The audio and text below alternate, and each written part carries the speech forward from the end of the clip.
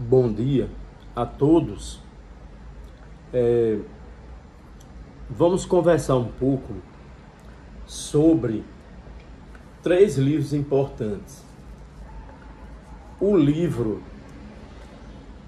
de Alfonso Trujillo Ferrari. Então, esse primeiro livro, o livro de Alfonso Trujillo Ferrari, que é Metodologia da Ciência.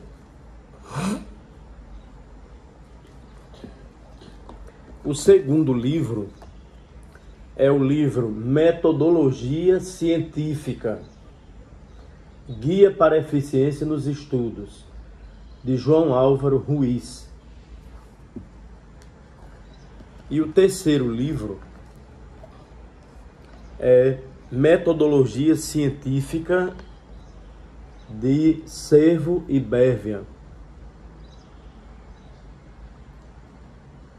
Então esses 3 livros são importantes para aqueles que desejam conhecer a ciência, a prática da pesquisa, a metodologia da pesquisa científica, a metodologia e a elaboração das teses, a estrutura e a apresentação de publicações científicas e o que é a ciência e o conhecimento científico e as diferenças entre o conhecimento científico, filosófico, teológico, o senso comum, o conhecimento popular e a outra margem, denominada de psicanálise. Existe também um quarto livro que é muito importante, que é o livro de Eva Maria Lacatus. Como Eva Maria Lacatus cita muito estes outros autores, principalmente ela cita muito ainda esse livro de Ferrari, Alfonso Ferrari. Então vamos focalizar a partir do livro do Ferrari.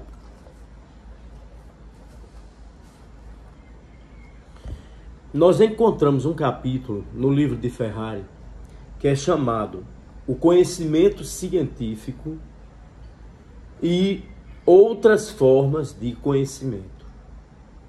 Então Ferrari está mostrando que existe o conhecimento científico com características, o conhecimento filosófico e suas características, o conhecimento popular e as suas características, e o conhecimento teológico ou religioso e as suas características.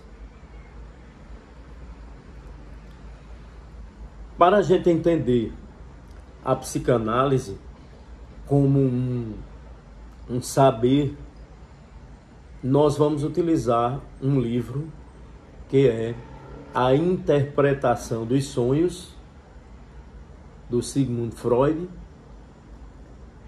e também podemos utilizar o caso Dora, o Homem dos Lobos, o Homem dos Ratos.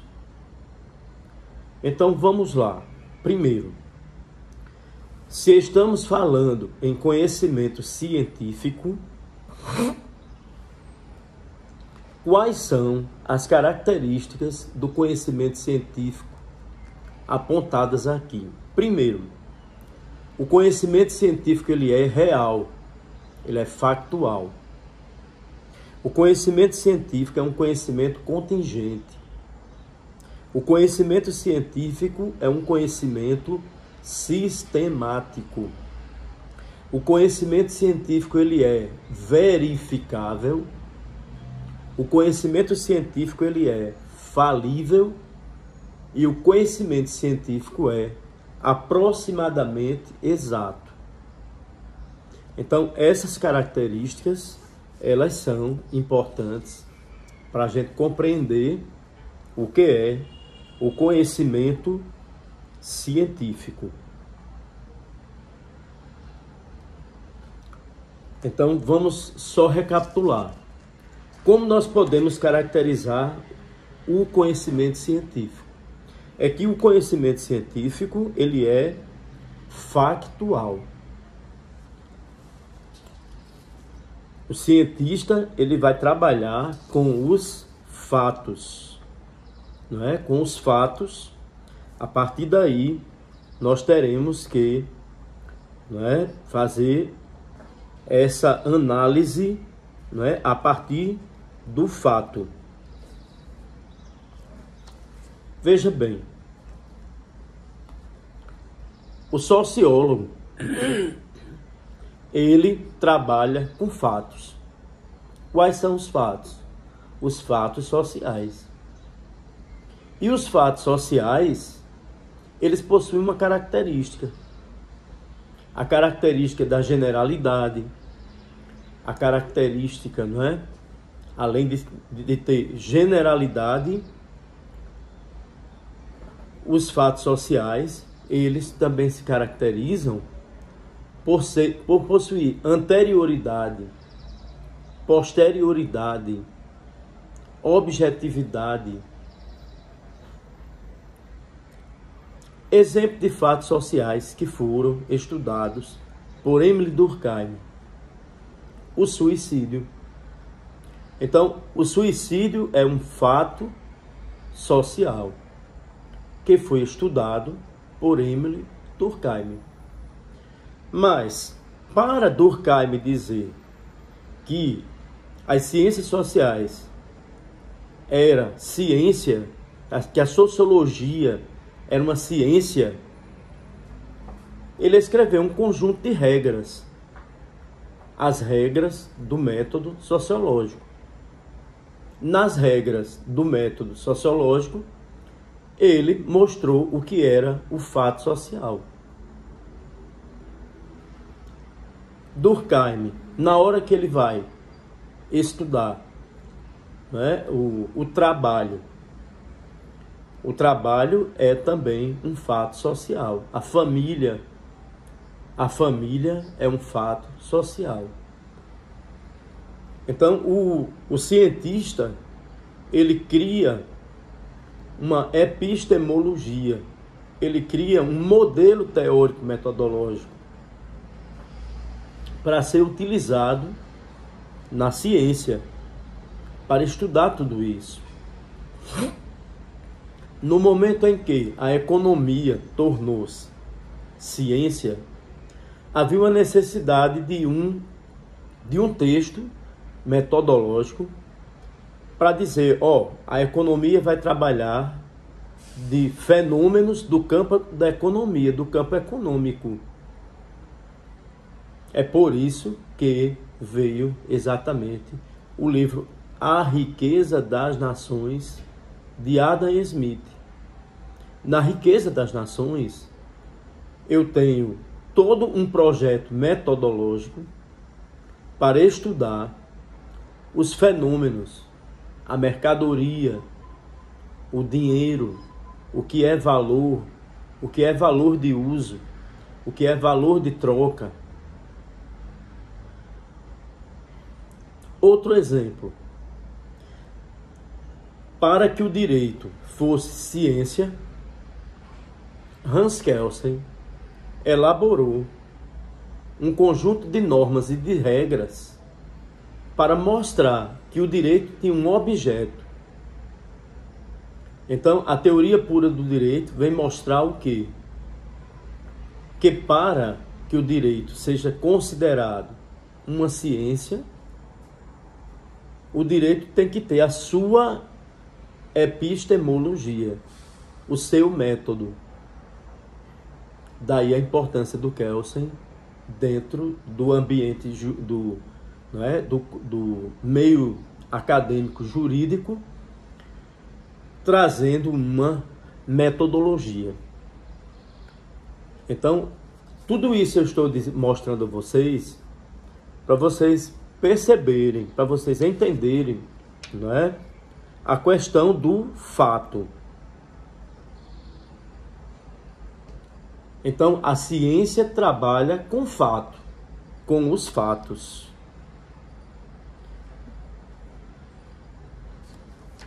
Vamos lá. Outra característica do conhecimento científico é que ele é sistemático. Então, a ciência também trabalha com esse conceito de sistema, que veio lá da filosofia antiga, dos grandes sistemas da antiguidade, como Aristóteles, não é? Então, quando eu digo que o conhecimento científico, ele é um conhecimento sistemático, eu estou falando que a ciência trabalha com conceitos, trabalha com métodos, trabalha com teorias, que a ciência trabalha também, não é? Com fatos, leis e teorias. Se eu estudo química, eu quero fazer uma leitura de algo que é todo sistematizado, a tabela periódica dos elementos químicos. Então, a tabela periódica dos elementos químicos está mostrando toda a sistematização dos elementos químicos a partir de famílias. As famílias estão lá naquela tabela, a partir do número atômico delas. Então, eu tenho a família dos alcalinos, a família dos alcalinos terrosos, a família dos lactanídeos, a família dos gases nobres e etc.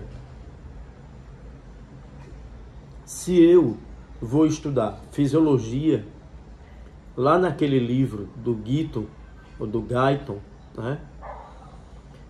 Se eu examinar o sumário do livro de fisiologia, eu vou ver que está dividido em sistemas. O sistema nervoso central, o sistema nervoso periférico, o sistema simpático, o sistema parasimpático. Então, esses sistemas que inclui, não é? Toda essa construção que é obra do espírito humano, porque a ciência é obra da razão humana. É uma construção do espírito humano. O espírito humano que vai nomeando, nomeia, classifica. Então, toda essa sistematização eu vou encontrar, tá certo? Lá no livro da Fisiologia do Guyton. Lembrem lá do direito, a Constituição diz assim, ó, Sistema Tributário Nacional. Então, quando eu pego o meu livro de direito tributário, eu vou compreender o que é o Sistema Tributário Nacional. O Sistema Tributário Nacional, ele é um conjunto ordenado, elaborado de normas. E a partir dessas normas eu vou ter o conceito de tributo. O que é tributo? Eu vou ter quem é sujeito ativo, o que é sujeito passivo, o que é obrigação, o que é obrigação principal, o que é a obrigação acessória, tá certo? Então, nesse sistema, com esse conjunto de normas que parte, segundo Kelsen, lá da norma primeira, que é a norma fundamental, que é a norma guarda-chuva de tudo, que é a Constituição. Então, no sistema eu vou encontrar, tá certo? No sistema tributário eu vou encontrar o quê? Essa identificação dos tributos, tá certo? O que é um tributo vinculado a uma contraprestação? o que é um tributo não vinculado, o que é obrigação tributária, o que é lançamento, o que é o lançamento de ofício, o que é o lançamento por homologação, o que é a suspensão do crédito tributário, as hipóteses, não é? Aquelas 3 hipóteses que são importantes a gente ver depois do lançamento, tá certo? Então, o que eu quero aqui é que vocês compreendam que se eu trabalho com ciência, eu trabalho com sistema. Se eu trabalho com ciência, eu trabalho com paradigmas. Tá certo? O paradigma do seu tempo, a ciência do seu tempo. É só a gente relembrar um pouco, não é? Quando a gente fala assim, mas se eu trabalho com ciência, trabalho com paradigma, então eu trabalho com modelos de ciência. Antes de Renato Cartesius ou René Descartes, o modelo de ciência, o paradigma de ciência predominante, não é? Era o paradigma aristotélico. Mas aí Descartes vem e cria um modelo, cria um método que passou a ser indispensável, não é? Ele traçou normas gerais para qualquer trabalho científico. Aquele conjunto de regras lá do mestre Descartes. Então ele trouxe a evidência, a análise, a síntese e a enumeração. Isso está dentro das regras de Descartes, não é? Mas tem um problema. Às vezes o paradigma não dá conta mais de todos os problemas, já que o pesquisador é aquele indivíduo que, segundo Aristóteles, ele se espanta ainda no mundo, ele tem um espanto, ele fica admirado, né? É o espanto, a admiração. Isso tem que estar presente, né, no pesquisador. Ele ainda fica admirado, espantado, curioso. Mas quando o paradigma não dá conta, então eu vou dizer que existe uma crise de paradigmas. E os paradigmas que estão na crise, que não dão conta mais de tudo, eles pedem para que novos paradigmas sejam formulados no campo da ciência. Então, vejam bem, a gente aprendeu que o conhecimento científico é factual, que o conhecimento científico ele é sistemático, ele precisa de fatos, leis e teorias, que o conhecimento científico é verificável, né? Eu tenho que ter aquele conjunto de regras, conjunto de métodos, de regras dentro do método e regras que fazem o próprio método, não é? Para que seja verificado no laboratório, para que seja feita aquela pesquisa. Por isso que na hora que você vai pensar uma pesquisa, você vai pensar no tema, no problema, nos objetivos, no objetivo geral, nos objetivos específicos. Você vai pensar no método de abordagem, no método de procedimento. Você vai verificar. Então você tem que ter a população, a amostra, o tipo de amostra, aquelas variáveis, as variáveis de pesquisa, uma variável nominal, ordinal, dependente, independente, interveniente.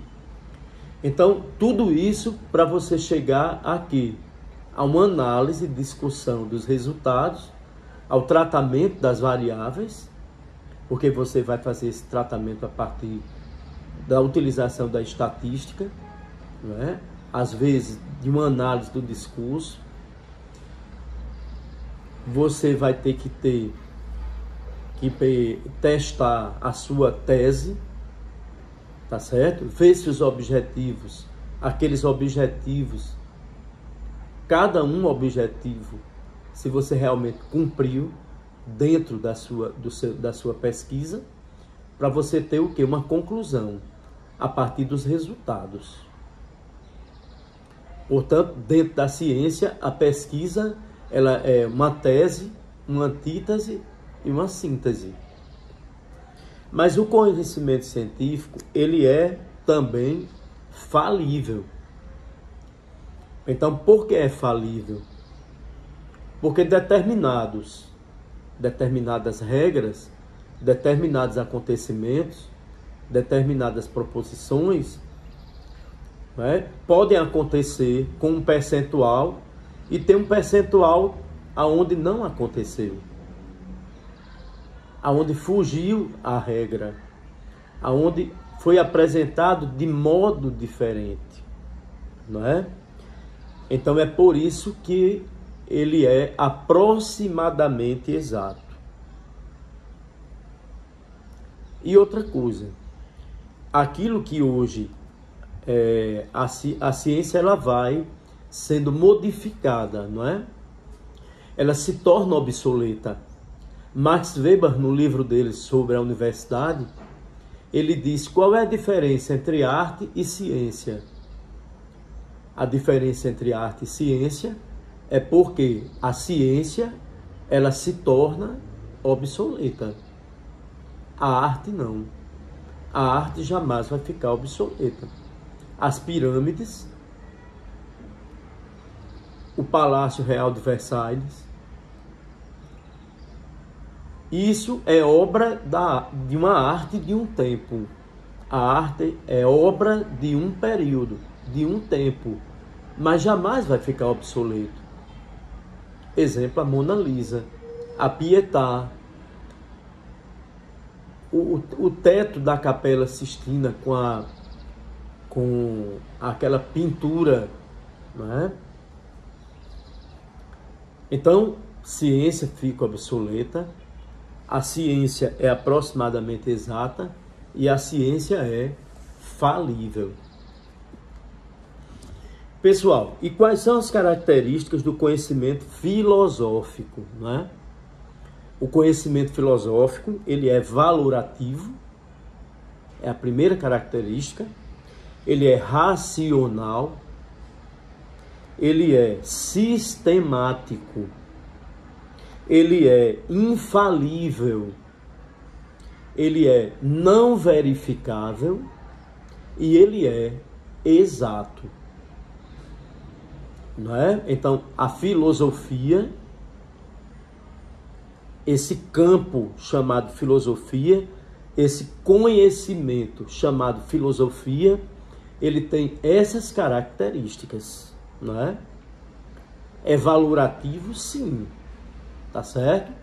Nietzsche é um filósofo da Alemanha, importantíssimo, um desdogmatizador. Ele escreveu A Vontade de Potência. Ele escreveu, não é, o Anticristo. Nós temos Marx. Marx é mais um filósofo da Alemanha. Ele escreveu o Manifesto do Partido Comunista, que é um panfleto político. Ele escreveu um livro histórico, O 18 do Brumário. Ele escreveu O Capital, sobre as características, a evolução de toda a economia burguesa capitalista. Ele escreveu A Ideologia Alemã, uma crítica ao sistema, de Hegel. Vejam bem, eu tenho outro filósofo importante, Sartre, Simone de Beauvoir, que escreveu O Segundo Sexo, que escreveu Todos os Homens São Mortais. Só que eu posso concordar com o que Marx diz, mas eu posso não concordar. Eu posso acatar para minha vida pessoal as ideias do Marx, as ideias do Nietzsche, mas posso não querer concordar. As ideias do Platão, quando escreveu a República, quando escreveu o Banquete. E o que ele escreveu sobre a República e o Banquete é todo sistematizado. O conhecimento filosófico, ele é sistematizado. Os grandes sistemas, o sistema hegeliano, o sistema aristotélico, não é? Daí vem a palavra sistema. Outra coisa, eu não preciso levar para o laboratório as teses, as construções teóricas e metodológicas da filosofia, porque elas são fruto, não é, daquele conhecimento, daquele saber, daquele tempo, de como aqueles homens observaram o seu tempo e construíram algo que diz respeito àquele tempo.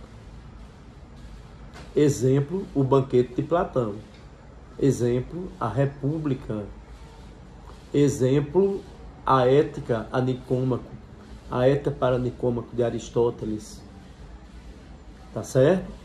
Então eu não preciso, na filosofia, de verificar. É a experiência do filósofo com o mundo que dá a ele a condição para que ele escreva sobre aquilo que ele está vivendo, aquilo que ele está podendo enxergar com curiosidade, com espanto e com admiração.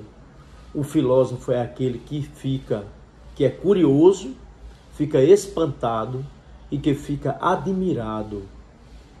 A partir daí nasce a escrita desse filósofo.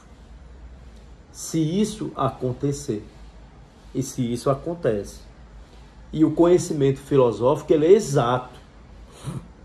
Tá certo? Quando Platão diz que existe o mundo das ideias, ou o mundo sensível e o mundo suprassensível, isso já nasce exato. Eu não preciso verificar no laboratório. Quando Platão está dizendo que primeiro as coisas surgem no mundo das ideias e que o que existe aqui embaixo é cópia imperfeita, porque a perfeição é lá no mundo das ideias, ou quando Hegel diz, não é, que o Estado é obra da razão, que a arte é obra da razão, eu não preciso levar ao laboratório. Tá certo? Agora vamos ver quais as características do conhecimento teológico. O conhecimento teológico ou o conhecimento religioso, né? Então, todos os autores, eles trazem que o conhecimento teológico é valorativo, é inspiracional, é sistemático, é não verificável, é infalível e exato. Tá certo? Então, o que o autor está dizendo com isso? Com essa característica, não é? Que o conhecimento religioso é inspiracional. Então, ele vem de uma inspiração. Tá certo? Exemplo, quando Allan Kardec escreveu o Evangelho segundo o Espiritismo, então, aquele conhecimento ali não vem lá de um teste de laboratório. Vem de algo que ele acredita. Quando alguém escreveu o texto bíblico, ele escreveu o texto bíblico a partir de algo que ele acredita. Não é? É algo de um movimento inspiracional. não é racional, tá certo? Quando alguém está falando na construção do mundo, não é? Por Deus, então isso é obra de um poema que inspira, de um conjunto de textos que veio da inspiração. O conhecimento religioso, ele é também sistemático. É só vocês pegarem a Bíblia e analisarem. Vocês vão ter sistematizado o Antigo Testamento, sistematizado o Novo Testamento, sistematizado em livros. Então, toda essa sistematização, ela é necessária para você compreender aquilo que é antes de Cristo e depois de Cristo. Tá certo? Os outros textos da religião também são sistematizados. Ele é não verificável porque eu não preciso verificar no laboratório que Maria, ela é virgem antes do parto, no parto e depois do parto. Tá certo? É por isso que é exato. Ou eu acredito nisso como verdade, com exatidão, ou eu não acredito. Ou eu acredito que estou predeterminado ao céu ou ao inferno. Lembre do texto do Max Weber, Na Ética Protestante e o Espírito do Capitalismo, tá certo? Que aquele conjunto religioso de que Weber está tratando, né? O pietismo, o metodismo, o calvinismo, seitas batistas.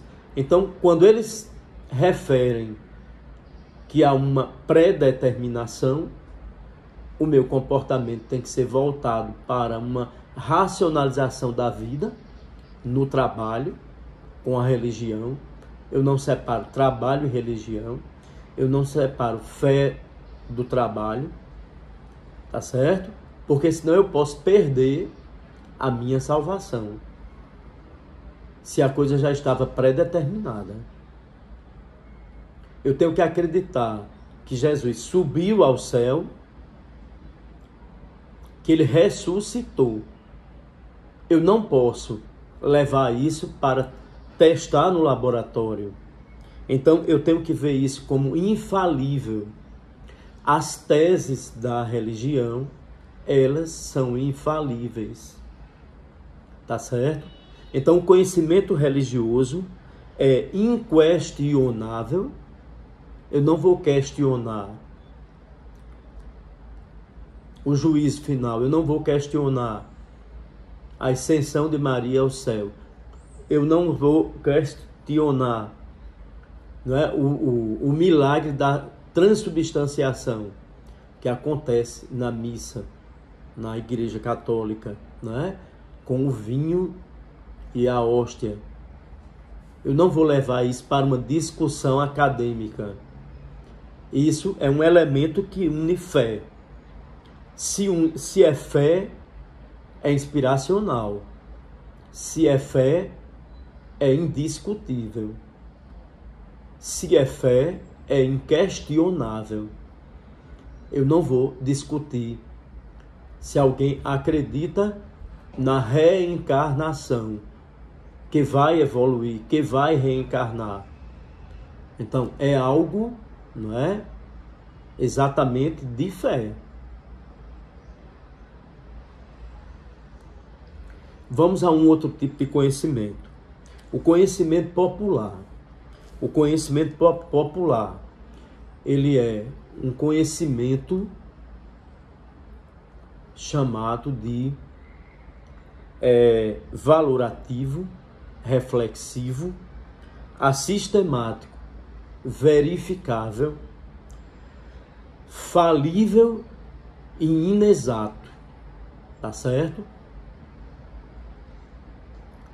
Então, se eu, no mundo popular, no mundo do senso comum, se alguém diz assim, vai chover por conta da barra, ali é um conhecimento que é valorativo, ele verificou, né? Ele pode verificar, mas é algo assistemático e falível. Pode acontecer ou não pode. Portanto, ele é inexato. Se eu convido a rezadeira para benzer a criança, tá certo? Então, a rezadeira, ela vai pegar o ramo, ela vai fazer toda aquela fala, ela vai fazer todo aquele oferecimento, ela vai dizer se a criatura tem espinhela caída, ou se tem um ramo, ou se tem um mal olhado. Isso é valorativo, uns acreditam, outros não acreditam, tá certo?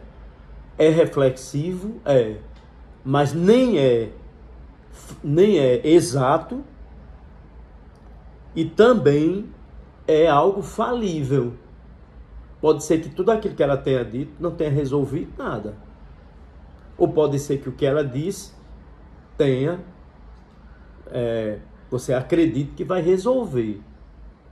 Tá certo? Mas é importante o conhecimento popular. É a partir do conhecimento popular que nós tomamos o chá. Tá certo? Um chá de cidreira para febre, um chá de casca de laranja para uma desenteria, uma dor de barriga, não é? Um chá de alho com limão para curar uma gripe. Então, tudo isso vem do saber popular. Lembrem que as parteiras, elas não tinham conhecimento sistematizado, nem conhecimento teórico, mas elas tinham conhecimento de como partejar, passado de boca a boca, de mãe para filho. Não é? Elas iam ensinando como fazer aqueles partos, tá certo? A parteira do interior. E elas ficavam, bem, se tinha êxito, elas ficavam famosas. Se o parto era um parto sem problemas, de trajeto nem objeto, então elas ficavam famosas pro resto da vida, eram reconvocadas para fazer os partos e ainda chamavam